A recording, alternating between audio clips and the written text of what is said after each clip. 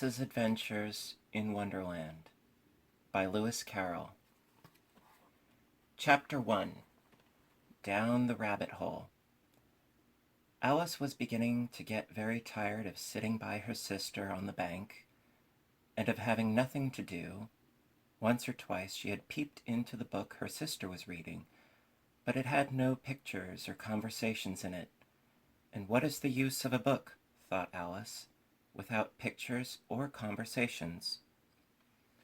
So she was considering in her own mind, as well as she could, for the hot day made her feel very sleepy and stupid, whether the pleasure of making a daisy chain would be worth the trouble of getting up and picking the daisies, when suddenly a white rabbit with pink eyes ran close by her. There was nothing so very remarkable in that, nor did Alice think it so very much out of the way to hear the rabbit say to itself, oh dear, I shall be too late." When she thought it over afterwards, it occurred to her that she ought to have wondered at this, but at the time it all seemed quite natural. But when the rabbit actually took a watch out of its waistcoat pocket and looked at it, and then hurried on, Alice started to her feet, for it flashed across her mind that she had never before seen a rabbit with either a waistcoat pocket or a watch to take out of it, and, burning with curiosity, she ran across the field after it, and was just in time to see it pop down a large rabbit hole under the hedge. In another moment down went Alice after it, never once considering how in the world she was to get out again. The rabbit hole went straight on like a tunnel for some way, and then dipped suddenly down, so suddenly that Alice had not a moment to think about stopping herself before she found herself falling down what seemed to be a very deep well. Either the well was very deep, or she fell very slowly, for she had plenty of time as she went down to look about her, and to wonder what was going to happen next. First, she tried to look down and make out what she was coming to, but it was too dark to see anything. Then she looked at the sides of the well, and noticed that they were filled with cupboards and bookshelves. Here and there she saw maps and pictures hung upon pegs. She took down a jar from one of the shelves as she passed. It was labeled Orange Marmalade. But to her great disappointment it was empty. She did not like to drop the jar for fear of killing somebody underneath, so managed to put it into one of the cupboards as she fell past it. Well, thought Alice to herself, after such a fall as this, I shall think nothing of tumbling downstairs. How brave they'll all think me at home.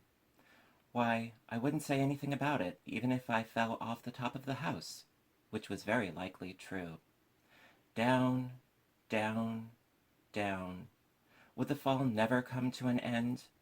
I wonder how many miles I've fallen by this time, she said aloud.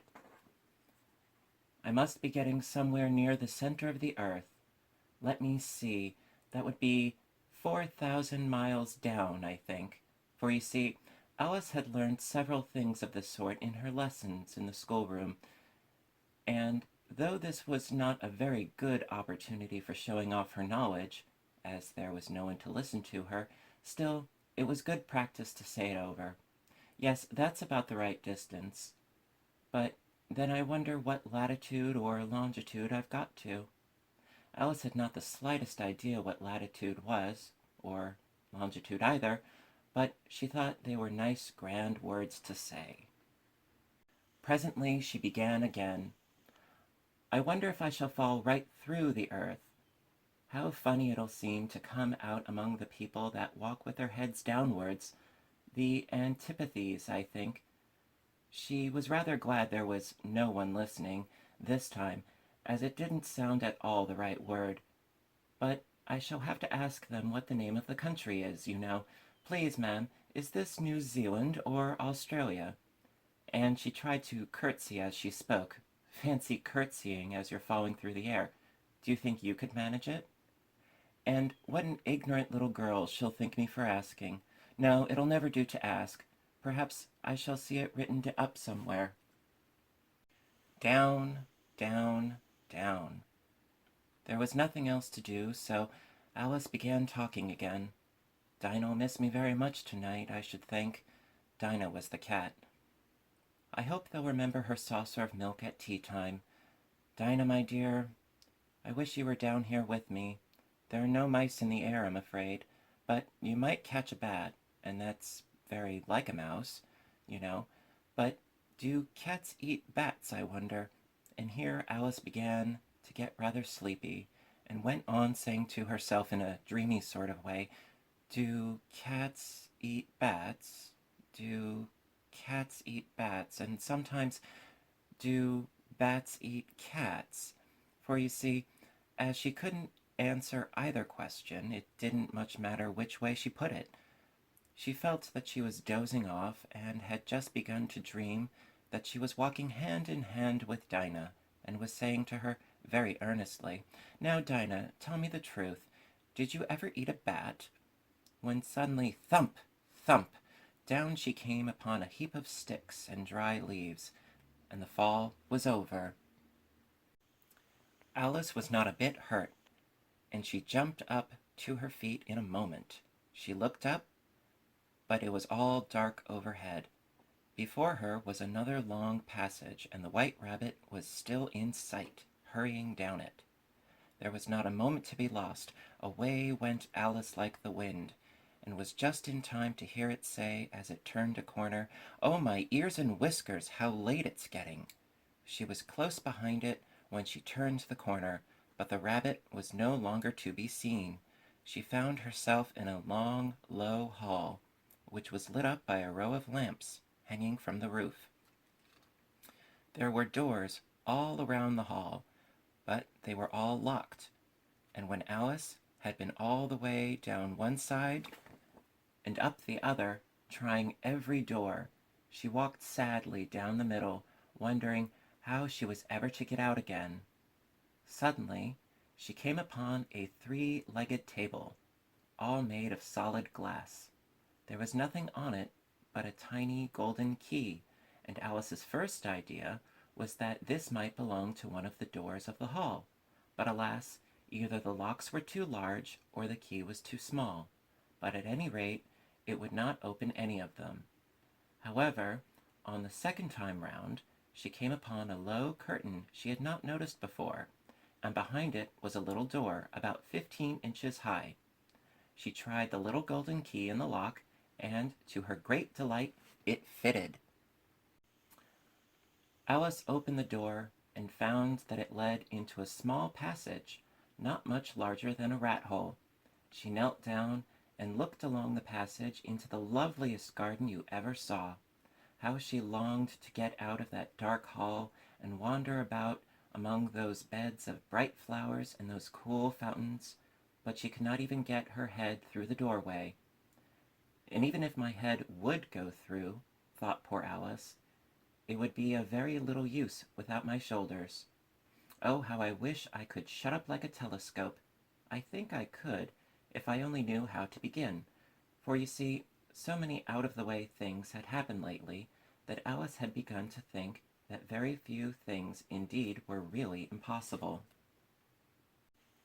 There seemed to be no use in waiting by the little door, so she went back to the table, half hoping she might find another key on it, or at any rate a book of rules for shutting people up like telescopes. This time she found a little bottle on it, which certainly was not here before, said Alice. And tied round the neck of the bottle was a paper label with the words, "Drink me," beautifully printed on it in large letters. It was all very well to say, "Drink me," but the wise little Alice was not going to do that in a hurry. "No, I'll look first," she said, "and see whether it's marked poison or not."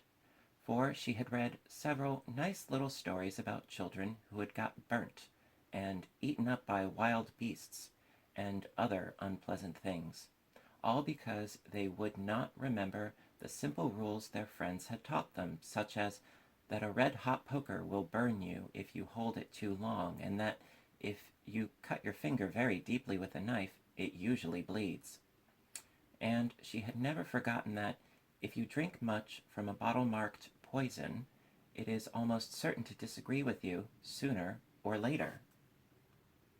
However, This bottle was not marked poison, so Alice ventured to taste it, and finding it very nice, it had in fact a sort of mixed flavor of cherry tart, custard, pineapple, roast turkey, toffee, and hot buttered toast. She very soon finished it off. "What a curious feeling," said Alice. "I must be shutting up like a telescope." And so it was indeed.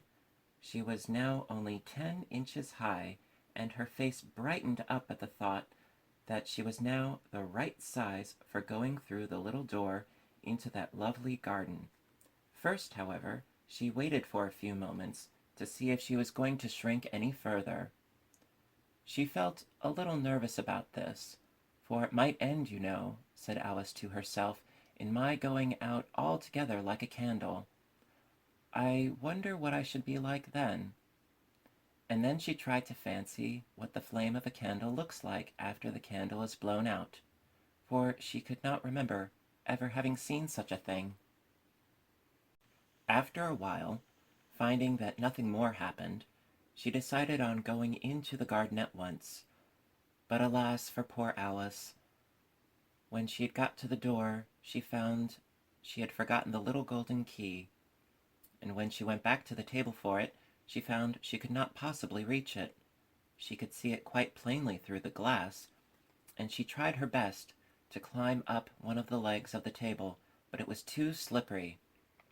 And when she tired herself out with trying, the poor little thing sat down and cried. "Come, there's no use in crying like that," said Alice to herself rather sharply. "I advise you to leave off this minute." She generally gave herself very good advice, though she very seldom followed it, and sometimes she scolded herself so severely as to bring tears into her eyes. And once she remembered trying to box her own ears for having cheated herself in a game of croquet she was playing against herself, for this curious child was very fond of pretending to be two people. But it's no use now, thought poor Alice, to pretend to be two people. Why, there's hardly enough of me left to make one respectable person. Soon her eye fell upon a little glass box that was lying under the table. She opened it and found in it a very small cake, on which the words "Eat me" were beautifully marked in currants. "Well, I'll eat it," said Alice, "and if it makes me grow larger, I can reach the key, and if it makes me grow smaller, I can creep under the door. So either way, I'll get into the garden, and I don't care which happens." She ate a little bit, and said anxiously to herself, "Which way? Which way?" holding her hand on the top of her head to feel which way it was growing, and she was quite surprised to find that she remained the same size. To be sure, this is what generally happens when one eats a cake, but Alice had got so much into the way of expecting nothing but out-of-the-way things to happen, that it seemed quite dull and stupid for life to go on in the common way. So she set to work, and very soon finished off the cake.